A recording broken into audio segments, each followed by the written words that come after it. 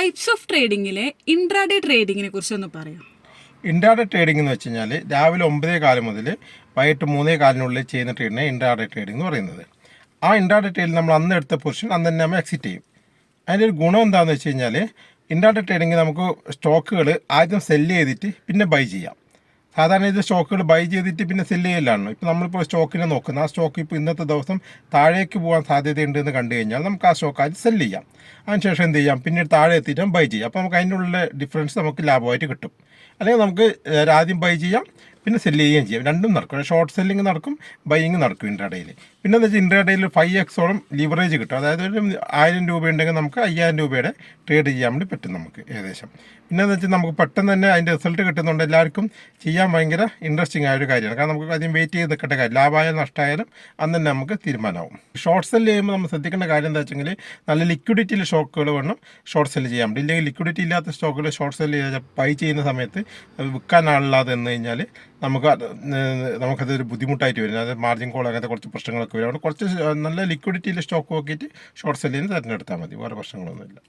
Intraday ട്രേഡിങ്ങിന്റെ techniques ഒന്ന് പറഞ്ഞുതരാം. Intraday ട്രേഡിങ്ങിന് സാധാരണ രീതിയിലെല്ലാം ചെയ്യുന്നത് എന്താ വെച്ചെങ്കിൽ ആദ്യം ചെയ്യുന്നത് നമ്മൾ പൊസിഷൻ സൈസിങ്ങാണ്. അതായത് നമുക്ക് എത്ര ലോട്ട് എടുക്കണം എന്നുള്ളത് നമ്മൾ തീരുമാനിക്കണം. അത് നമ്മളെ റിസ്കിനനുസരിച്ച് നമ്മളിപ്പോൾ ഒരു 2000 രൂപയുടെ റിസ്ക് എടുക്കുന്നുണ്ടെങ്കിൽ ആ 2000 രൂപ വരെ നഷ്ടം വരുന്ന അത്ര സ്റ്റോക്കുകളെ നമ്മൾ ബൈ ചെയ്യാൻ പാടുള്ളൂ. അത് അപ്പോൾ 2000 രൂപ നഷ്ടം വേണമെങ്കിൽ സ്റ്റോപ്പ് ലോസ് എവിടെ വെക്കണം എന്നില്ല നമ്മൾ തീരുമാനിക്കണം, അല്ലേ? സ്റ്റോപ്പ് ലോസ് ഇപ്പോഴും 2000 രൂപ കണക്കാക്കിയിട്ട് വെക്കരുത്. സ്റ്റോപ്പ് ലോസ് ചിലപ്പോൾ ഒരു ലോജിക്കലായിട്ട് വെക്കണം. ഇപ്പോൾ ഒരു നിശ്ചിത പോയിന്റിന് താഴേക്ക് അതായത് ആ സ്റ്റോക്കിൻ്റെ പ്രൈസ് പോയി കഴിഞ്ഞാൽ നമ്മളെ വ്യൂ തെറ്റി എന്ന് മനസ്സിലാവുന്ന സ്ഥലം ഉണ്ടാവും, അല്ലേ? അതിന് താഴത്തായിട്ട് സ്റ്റോപ്പ് ലോസ് വെക്കുക. അങ്ങനെ സ്റ്റോപ്പ് ലോസ് വെക്കുമ്പോൾ ഒരു സ്റ്റോക്കിന് എത്ര സ്റ്റോപ്പ് ലോസ് വരുന്നുണ്ടോ അതിൽ ഇപ്പോൾ ഒരു 100 രൂപ സ്റ്റോപ്പ് ലോസ് വരുന്നുണ്ടെങ്കിൽ 2000 രൂപയാണ് നമുക്ക് റിസ്ക് എങ്കിൽ നമുക്ക് 20 സ്റ്റോക്കുകൾ വാങ്ങിക്കാൻ പറ്റും നമുക്ക്. അപ്പോൾ നമുക്ക് മാക്സിമം നമുക്ക് 2000 രൂപ നഷ്ടം വരുത്താൻ പറ്റുള്ളൂ, അല്ലേ?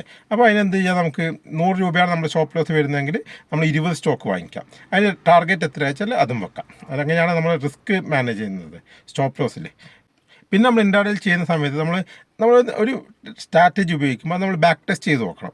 ബാക്ക് ടെസ്റ്റ് ചെയ്ത് വിജയിച്ചിട്ടുണ്ടെങ്കിൽ അതിലൊരു ഏത് സ്ട്രാറ്റജി കുറച്ച് കാലം ഒരു ഫോൾട്ട് ഉണ്ടാകും. അതായത് നമുക്ക് ചിലപ്പോൾ വിജയിക്കാൻ വേണ്ടി പറ്റൂല. അതിൽ എന്ന് വിചാരിച്ച് നമ്മൾ ഓരോ സ്ട്രാറ്റജി മാറ്റി നോക്കിയാൽ നമ്മൾ ഒരിക്കലും അവിടെ എത്താൻ പോകുന്നില്ല.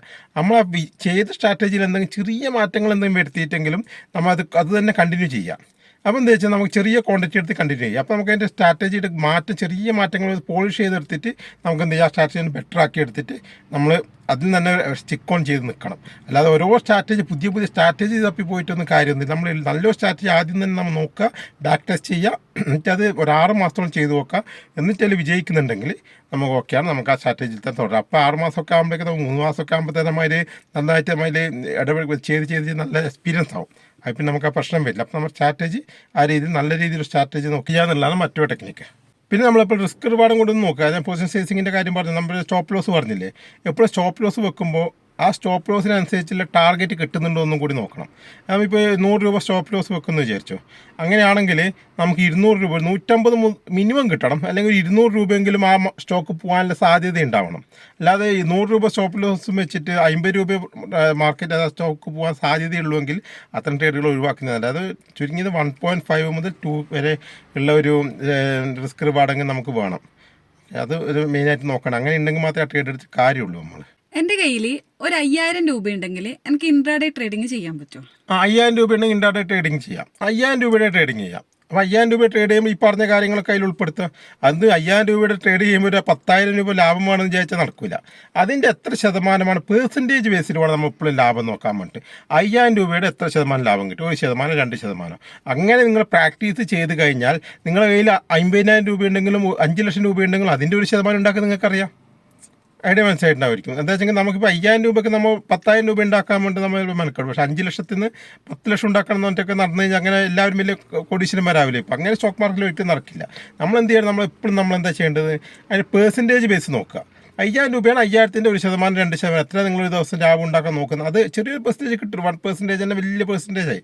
ഡെയിലി 1% ഒന്നും കിട്ടുന്ന കാര്യമില്ല. 0.5% ഒക്കെ കിട്ടുന്നുണ്ടെങ്കിൽ വലിയ കാര്യമാണ്. അപ്പോൾ അത്രയും പ്രോഫിറ്റ് കിട്ടുന്ന രീതിയിലാണെങ്കിൽ ആ പ്രോഫിറ്റ് മാത്രം എടുക്കാൻ നോക്കുക. അതിൽ പ്രാക്ടീസ് ചെയ്ത് നല്ല സ്കില്ലുണ്ടാക്കുക. അതിനുശേഷം ക്യാപിറ്റൽ കൂട്ടിയിട്ട് നിങ്ങൾ എത്ര വേണം ക്യാപിറ്റൽ കൂട്ടി നിങ്ങൾക്ക് ആ രീതിയിൽ ട്രേഡിങ്ങിൽ നല്ല ലാഭം ഉണ്ടാക്കാവുന്നതാണ്. ഇങ്ങനെ പ്രാക്ടീസ് ചെയ്ത് നോക്കാൻ വേണ്ടിയിട്ട് ഒരു 500 രൂപ ഉണ്ടെങ്കിൽ നമുക്ക് പ്രാക്ടീസ് ചെയ്യാം. പക്ഷേ 5000 എന്ന് പറഞ്ഞാൽ നല്ലൊരു സംഖ്യ. കാരണം വെച്ചാൽ ചില സ്റ്റോക്കുകൾക്ക് 3000 4000 രൂപ വിലയുണ്ട്. അപ്പോൾ ഒരു 5000 10,000 ഉണ്ടെങ്കിൽ നല്ലത്. കാരണം എല്ലാ സ്റ്റോക്കുകളും നമുക്ക് നോക്കാം. ഒരു 5-8 സ്റ്റോക്കുകൾ നമുക്ക് എടുത്ത് വെച്ചിട്ട് ഏറ്റവും നല്ല മൂവ്മെൻറ്റുള്ള കുറച്ച് സ്റ്റോക്കുകൾ എടുത്ത് വെച്ച് നമുക്ക് ചെയ്ത് പ്രാക്ടീസ് ചെയ്യാവുന്ന 5-10 ഉണ്ടെങ്കിൽ നല്ലതാണ്. 500 നിങ്ങൾക്ക് ചെയ്ത് പഠിക്കാൻ അതിലുള്ള സ്റ്റോക്കുകളും ഉണ്ട്. നിങ്ങൾ ചെയ്ത് പഠിക്കുക ഒരു ക്വാണ്ടിറ്റി എടുത്താലും മതി. പക്ഷേ നമ്മൾ എപ്പോഴും പേഴ്സൻറ്റേജ് വെച്ച് നോക്കുക. അതായത് ലാഭമായാലും നഷ്ടമായാലും പേഴ്സൻറ്റേജ് വെച്ചിട്ട് വേണം നമ്മൾ കാൽക്കുലേറ്റ് ചെയ്യുക. ഒരിക്കലും അതിന് സംഖ്യ നോക്കരുത്.